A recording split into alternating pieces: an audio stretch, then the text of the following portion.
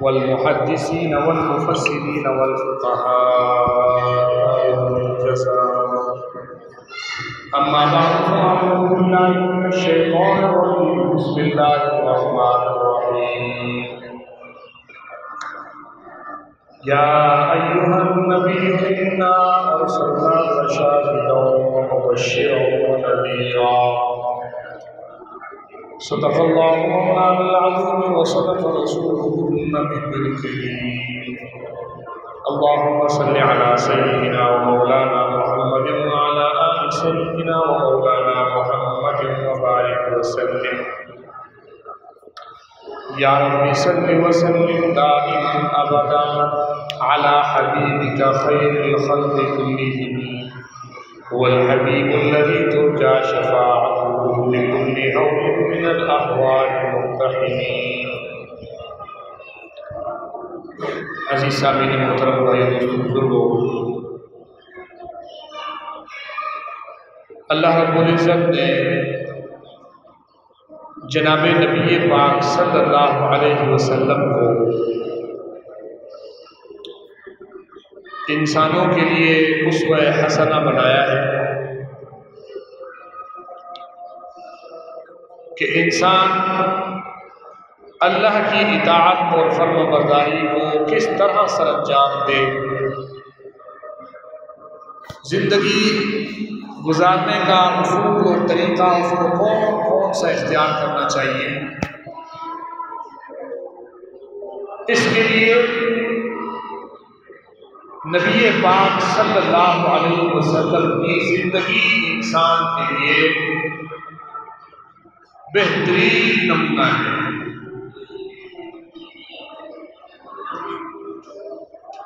کہ وہ اپنے ہر عمل میں، ہر لمحے میں اور اپنی ہر کیفیت میں نبی پاک صلی اللہ علیہ وسلم کی کامل اتباع کریں. خوشی میں، غمی میں، پریشانی میں، دکھ میں، سفر میں، حضر میں، گھر میں، باہر، اپنے تجارتی معاملات میں، اپنے کسی بھی قسم کے معاملات ہوں، ہر معاملے کے اندر نبی پاک صلی اللہ علیہ وسلم کی زندگی کو بہترین نمونہ فرمایا ہے.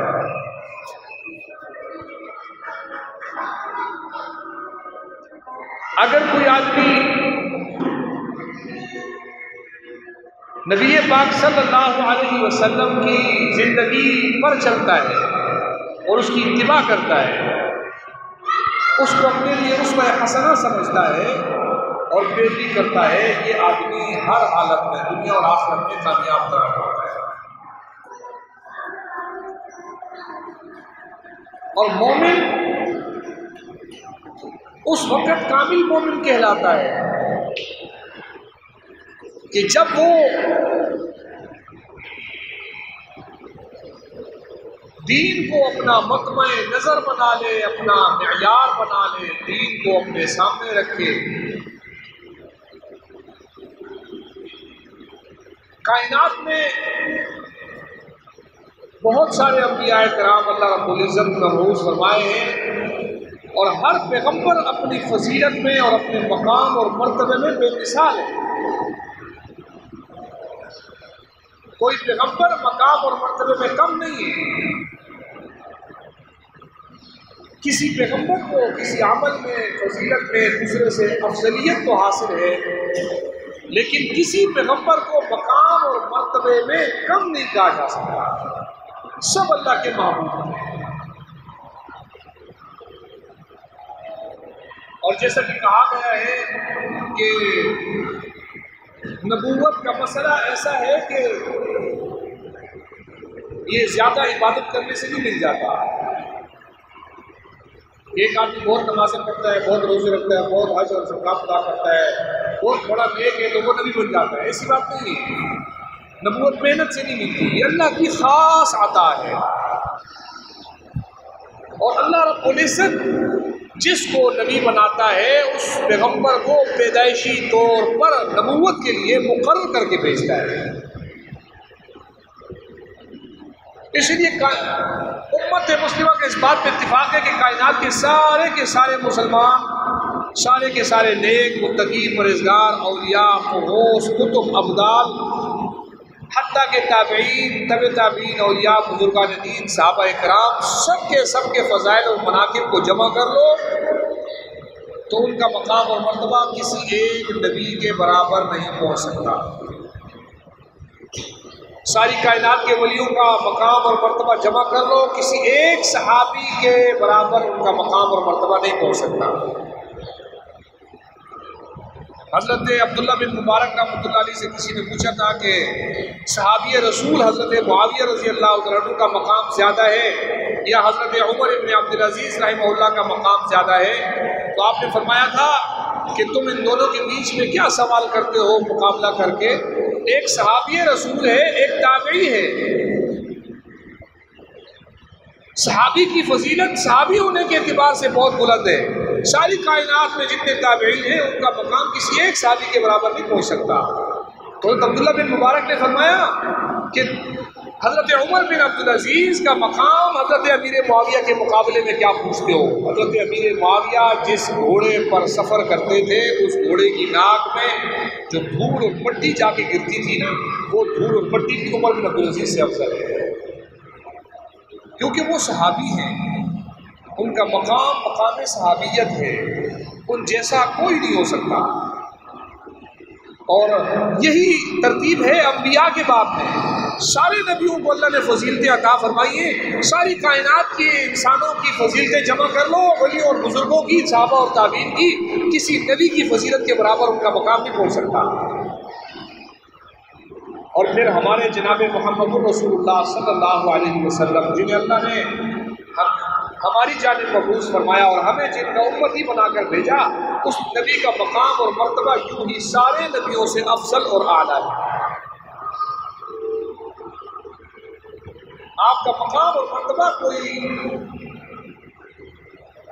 آپ کے مقام اور مرتبے تک نہیں پہنچ سکتا، لیکن پھر بھی علماء نے لکھا ہے کہ یہ نہیں کہا جا سکتا کہ نبیوں کا مقام کم ہے۔ ہمارے نبی کے مقابلے میں دوسرے نبیوں کے بارے میں یہ جملہ استعمال کرنا درست نہیں ہے کہ ہمارے نبی سے دوسرے نبیوں کا مقام کم ہے۔ یوں کہو ہمارے نبی کا مقام سب نبیوں سے اعلیٰ اور افضل ہے۔ کیوں؟ اس میں آپ نبی پاک صلی اللہ علیہ وسلم کی افضلیت ثابت کر رہے ہو، اور جہاں آپ کہتے ہو کہ باقی نبیوں کا مقام کم ہے تو آپ دوسرے نبیوں کے مقام کی کمی بیان کر رہے ہو۔ یوں نہیں کرو۔ نبی پاک صلی اللہ علیہ وسلم نے فرمایا لا تقولوا انا خیر من یونس بن متى، جب میرا مقام اور مرتبہ بیان کرتے ہو تو اس بات کا دھیان رکھا کرو کہ مجھے یوں نہ کہا کرو کہ یہ یونس بن متى سے بہتر ہے۔ حالانکہ قرآن مجید میں اللہ رب العزت نے فرمایا تلک الرسل فضلنا بعضهم على بعض، اللہ نے سارے نبیوں کو، جتنے اللہ نے دنیا میں بھیجے ہیں، سب نبیوں میں ایک دوسرے سے کچھ کو فضیلتیں دی ہیں۔ یہ قرآن بیان کرتا ہے کہ بعض نبیوں کو اللہ نے بعض نبیوں پر فضیلت عطا فرمائی ہے، لیکن نبی پاک صلی اللہ علیہ وسلم فرماتے ہیں مجھے یونس بن متى سے بہتر نہ کہو۔ صحابہ کی ایک جماعت نبی پاک صلی اللہ علیہ وسلم کے پاس آتی ہے اور عرض کرتی ہے یا رسول اللہ، ہم نے اپنی قوم کے کچھ لوگوں کو دیکھا ہے، کسی قوم میں ہم گئے تھے، وہاں لوگوں کو دیکھا وہ اپنے سردار کو سجدہ کرتے تھے، آپ بھی ہمارے سردار ہیں، ہم آپ کو کیوں نہ سجدہ کر لیں؟ تو نبی پاک صلی اللہ علیہ وسلم نے ان سے فرمایا تھا کہ اپنے رب کی عبادت کیا کرو، عبادت میں کسی اور کو شریک کرنے کی اجازت اور گنجائش نہیں ہے۔ اس کے الفاظ آتے ہیں کہ اعبدوا ربکم واکرموا اخاکم۔ نبی پاک صلی اللہ علیہ وسلم کی اس جملے کا ترجمہ یہ بنتا ہے کہ عبادت کرو اپنے رب کی اور عزت کرو اپنے بھائی کی۔ یہ نبی پاک صلی اللہ علیہ وسلم کی حدیث کے الفاظ ہیں۔ کہ سجدے کے لائق تو رب کے سوا کوئی ہے ہی نہیں کہ کسی اور کو سجدہ کیا جائے۔ تو اتنا مقام اور مرتبہ اللہ نے نبی پاک صلی اللہ علیہ وسلم کو عطا فرمایا ہے جس میں کوئی شک اور شبے کی گنجائش نہیں ہے۔ کوئی شخص مسلمان ہو کر نبی کے مقام اور مرتبے میں شک نہیں کر سکتا۔ کوئی شخص اسلام کا دعوے دار ہو کر کسی نبی کے مقام اور مرتبے میں شک نہیں کر سکتا، لیکن نبی پاک صلی اللہ علیہ وسلم جب اللہ رب العزت کے سامنے عبادت کے لیے کھڑے ہوتے تھے تو اتنا عاجزی کے ساتھ کھڑے ہوتے تھے اور اتنا اللہ کی طرف متوجہ ہو کے کھڑے ہوتے تھے کہ اپنی ذات سے بے خبر ہو جاتے۔ اور حدیث میں آتا ہے کہ نبی پاک صلی اللہ علیہ وسلم کے جسم میں آپ کے پاؤں مبارک وہ زیادہ کھڑے ہونے کی وجہ سے ان میں ورم آ جاتا تھا۔ تو میں نے آپ کو بتایا کہ نبی پاک صلی اللہ علیہ وسلم کا ہم جب مقام اور مرتبہ بیان کرتے ہیں تو صرف فضیلت اس لیے نہیں بیان کرتے کہ بس بیان کی حد تک ہے، اتباع کرنی ہے، نبی کی پیروی کرنی ہے، نقش قدم پر چلنا ہے۔ تیز ہوا چلتی ہے تو نبی پاک صلی اللہ علیہ وسلم کی سنت کیا تھی؟ ہوا تیز چلی، آپ کی اسوہ حسنہ اس موقع کے اوپر یہ تھی کہ آپ دوڑے ہوئے مسجد آ جاتے تھے، 2 رکعت نماز اللہ سے صلاۃ التوبہ پڑھتے، اپنے لیے امت کے لیے دعائیں کرتے کہ یا اللہ اگر اس امت پر ان کے گناہوں کی وجہ سے یہ سزا آ رہی ہے تو یا اللہ ان سے ہٹا دے۔ آندھی آتی آپ مسجد کو دوڑاتے ہیں، تیز بارش ہوتی تو نبی پاک صلی اللہ علیہ وسلم مسجد تشریف لے آتے ہیں۔ اس سے یہ اسوہ حسنہ نبی سے ملا کہ جب کوئی پریشانی آ جائے، چاہے وہ آپ کی انفرادی پریشانی ہو یا قوم کی اجتماعی پریشانی ہو، تو سب سے پہلے جس کے دروازے پہ جانا ہے وہ اللہ رب العزت کا دروازہ ہے۔ سب سے پہلے جس کے دروازے پہ جانا ہے۔ ایک بزرگ فرماتے ہیں کہ اگر ایک آدمی یہ پہچاننا چاہتا ہو کہ میں معبود کس کو مانتا ہوں، میرا خدا کون ہے، اگر یہ پہچاننا چاہتے ہو، کیونکہ اللہ نے تو اپنے سوا کسی کو عبادت کے لائق بنایا ہی نہیں ہے، اگر تم یہ دیکھنا چاہتے ہو کہ میرا معبود کون ہے، فرمایا پھر مشکل کے وقت میں دیکھا کرو آپ کی سب سے پہلے توجہ کہاں جاتی ہے، وہی آپ کا معبود۔ آپ پر مشکل آئی، آپ دوڑ کر کہاں جا رہے ہو؟ پریشانی آئی، آپ کس کے دروازے پہ گئے؟ حالات آئے آپ کے اوپر تو آپ دوڑ کر کہاں جا رہے ہیں؟ نبی پاک صلی اللہ علیہ وسلم جیسی برگزیدہ ہستی، مقدس ہستی، ساری کائنات کی ساری خوبیاں آپ کے قدموں کی دھول کے برابر بھی نہیں۔ اتنی مقدس ہستی مشکل آتی ہے تو کہاں دوڑ کے جا رہے ہیں؟ مسجد کی طرف دوڑ کر جا رہے ہیں۔ تیز ہوا چلتی ہے، مسجد کی طرف دوڑ کر جا رہے ہیں۔ آندھی آ رہی ہے، بارش زیادہ ہو رہی ہے، دوڑ کر مسجد کی طرف جا رہے ہیں، اللہ کے سامنے کھڑے ہو کر اللہ سے دعا کر رہے ہیں، ہمیں ایک سبق دے کے گئے ہیں۔ یہ اسوہ حسنہ ہے کہ جب ساری کائنات کا وہ شخص کہ جس کے لیے اللہ نے ساری کائنات کو پیدا کیا ہے، سورج، چاند، ستارے، آسمان، زمین، پہاڑ، چرند، پرند، درخت، ہریالی، کائنات کی ساری خوبصورتیاں نبی پاک صلی اللہ علیہ وسلم کے قدموں کی دھول پر قربان ہو، اتنا بڑا مقام اور مرتبہ رکھنے والی شخصیت جب اس پر مشکل وقت آتا ہے، کوئی پریشانی آتی ہے، ان پر انفرادی یا اجتماعی کوئی مسئلہ آتا ہے، دوڑ کر مسجد کی طرف جا کر انسانوں کو یہ اسوہ حسنہ دے کر جاتے ہیں کہ لوگوں سن لو، مشکل آئے گی تو رب کے دروازے پہ جانا ہے، پریشانی آئے گی تو رب کے دروازے پہ جانا ہے، دکھ آئے گا تو رب کے دروازے پہ جانا ہے، کیونکہ یہ وہ دروازہ ہے جہاں سارے نبی دوڑ کر گئے ہیں اور ساری انسانیت کو انہوں نے ساری دنیا سے کاٹ کر اسی دروازے کے ساتھ جوڑا ہے۔ نبی کے آنے کا مقصد ہی یہ ہوتا ہے کہ ان تعبد الناس، کہ لوگ عبادت میں لگ جائیں رب الناس، اس رب کی عبادت میں جو لوگوں کا رب ہے۔ نبیوں نے کائنات کو یہ درس نہیں دیا کہ وہ ہمارے آگے سجدے کریں، وہ نبیوں کے اللہ کے دربار کو چھوڑ دیں۔ آپ سارے کے سارے بزرگان دین کی تعلیمات اٹھا لو، نبی پاک صلی اللہ علیہ وسلم سے لے کر آج کی صبح تک آپ بزرگان دین کی تعلیم اٹھا لو، سب کا خلاصہ یہ ہے کہ مخلوق کو خالق سے ملا دو، مخلوق اور خالق کے درمیان کا رشتہ بحال کر دو، ان کا آپس میں جوڑ واپس قائم کر دو۔ کبھی مخلوق کو مخلوق سے جوڑنے کی کوشش کسی پیغمبر نے، کسی صحابی نے، کسی تابعی نے نہیں کیا۔ مقام اپنی جگہ سب کا، فضیلت سب کی اپنی جگہ، مرتبہ سب کا اپنی جگہ، لیکن سب کی محنت ایک ہی تھی کہ مخلوق کو خالق سے جوڑنا۔ یہ نبی پاک صلی اللہ علیہ وسلم کی اسوہ حسنہ ہے۔ کوئی کائنات میں نبی کی زندگی میں ایک واقعہ ایسا لا کر نہیں دکھا سکتا کہ نبی علیہ السلام پر کوئی مشکل وقت آیا ہو، صحابہ پر کوئی مشکل وقت آیا ہو اور نبی نے مخلوق سے مخلوق کو جوڑا ہو، ایک مثال بھی نہیں مل سکتی۔ مخلوق کو یہ درس دیا ہو کہ تم مخلوق سے جڑ جاؤ، نہیں۔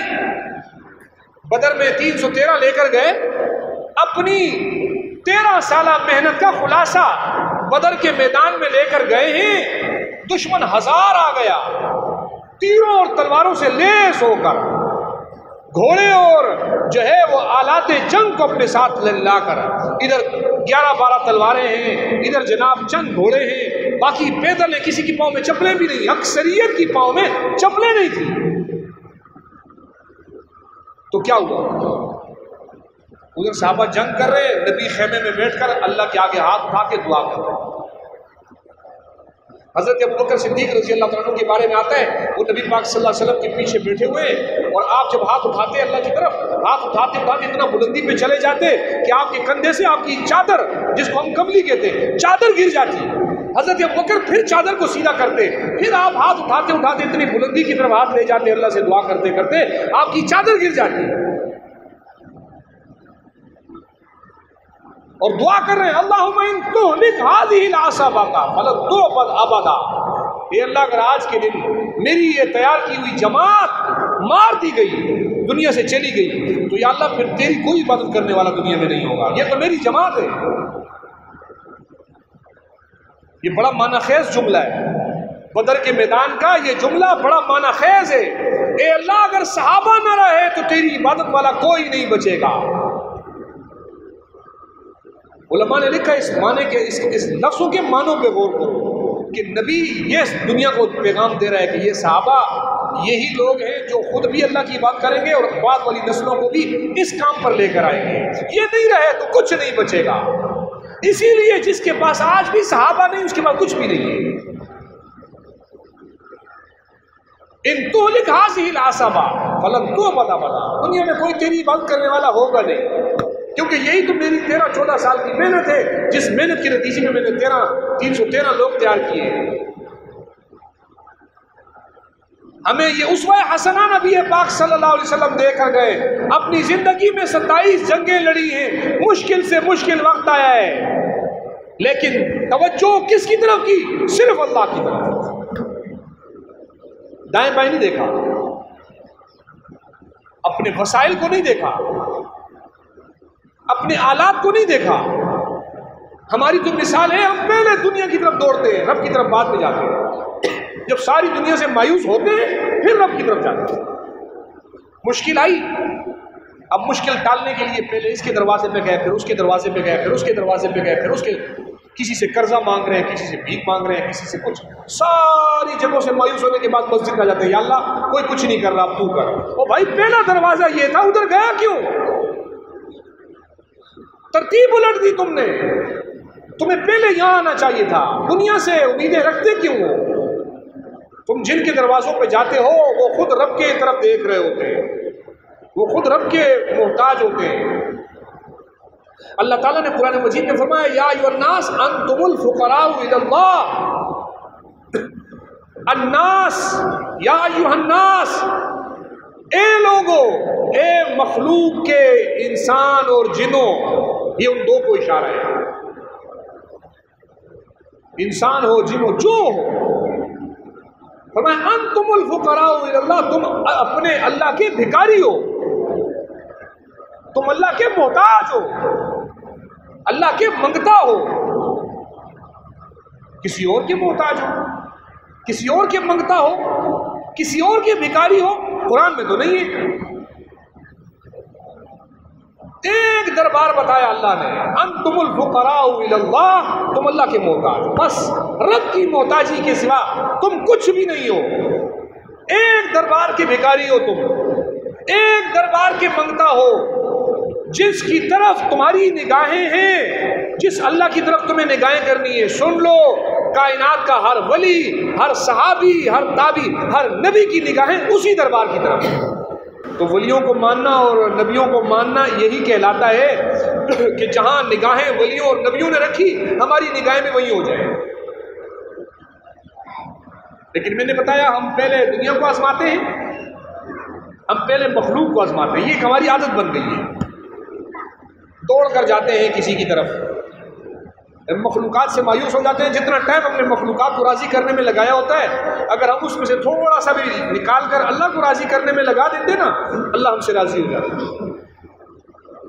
ایک واقعہ ہے نا کہ بنی اسرائیل کے اندر ایک بت کا پجاری تھا، وہ ایک تنہا جنگل بیابان میں ساحل سمندر پر بیٹھ کر اپنی مورتی کے سامنے بیٹھ کر یا صنم یا صنم یا صنم بت کو پکارتا تھا۔ کئی سال گزر گئے یہ پکارتے پکارتے، کوئی جواب نہیں آ رہا۔ بھائی مخلوق ہے نا، کچھ بھی ہے تو مخلوق۔ عبادت کے باب میں مخلوق کے تعلق کا کوئی فائدہ نہیں، عبادت کے باب میں یاد رکھو، عظمت اور تعظیم اللہ نے جس کو جتنی دی ہے اتنی ماننا بھی ہمارا ایمان ہے، لیکن عبادت کے باب میں سب ایک طرف رب کی عبادت صرف اور صرف کرنی ہے۔ کئی سال بیت گئے، فضاؤں میں اس کی آوازیں گونج رہی ہیں، بتوں کو پکار رہا ہے، کوئی جواب نہیں آتا۔ ایک دن منہ سے صنم کے بجائے صمد نکل گیا، اللہ کا نام نکل گیا۔ فضا سے ایک آواز بلند ہوئی، کیا چاہیے میرے بندے؟ اٹھ کے کھڑا ہو گیا، اس نے کہا یہ میرے منہ سے کیا جملہ نکلا؟ میں نے بت کو اتنے سال پکارا، کوئی جواب نہیں آیا، اور رب کو زبان سے آواز غلطی سے نکل گئی، رب نے فوراً جواب دے دیا۔ وہ کہنے لگا سمجھ گیا میں کہ میں جن دروازوں پہ بیٹھا ہوں یہاں سے کچھ بھی نہیں ملے گا، جس دروازے پہ مجھے کھڑے ہو کر آواز دینی چاہیے تھی اس دروازے پہ میں نے کبھی آواز نہیں دی، تو مجھے ملے گا کہاں سے؟ تم جس کے دروازے پہ کھڑے ہو کر اس کو کہتے ہو میرا کام پورا کر دے، اور اس کی زندگی کو پڑھ کر دیکھو، وہ رب کے دروازے پہ کھڑا ہو کر اللہ کو کہہ رہا ہے اللہ تو میرے کام پورے کر دے، اس کی زندگیوں کو تو پڑھو۔ میں نے مثال نبی پاک صلی اللہ علیہ وسلم کی اس لیے دی کہ کائنات کے سارے ولی آپ کی جوتیوں پہ قربان ہو جائیں۔ میں آپ کی قدموں پہ لگی ہوئی مٹی کی مثال بھی نہیں دے رہا ہوں، میں آپ کے قدموں کے نیچے جوتیوں کی بھی نیچے مٹی سے مثال دے رہا ہوں۔ ساری کائنات کے ولی آپ کی جوتیوں پہ قربان ہو جائیں، اس نبی کو ہم کسی مشکل میں دیکھیں وہ رب کے دروازے پہ کھڑا ہو کر رب کو پکار رہا ہے، تو یہ ہمارے لیے اسوہ حسنہ بن گیا کہ سن لو اگر پکارنا ہے تو ایک رب کے دروازے پہ کھڑے ہو کے اس کو پکارو جس کی طرف نبی کی نگاہیں ہیں۔ دائیں بائیں ادھر ادھر کیا دیکھتے ہو؟ کوئی کچھ نہیں کرے گا۔ اللہ رب العزت نے انہیں عزت اور مقام جو دیا ہے اس سے انکار کی گنجائش نہیں، اور رب کو جو عبادت کے لیے اللہ نے اپنی عبادت کے لیے رب نے بتایا اور اپنے سوا کسی کو اجازت نہیں دی عبادت کی اپنے سوا کی، تو اس کے سوا بھی کوئی عبادت کے لائق ہے۔ یا باطل کو شک مفتی نجیب اللہ عمر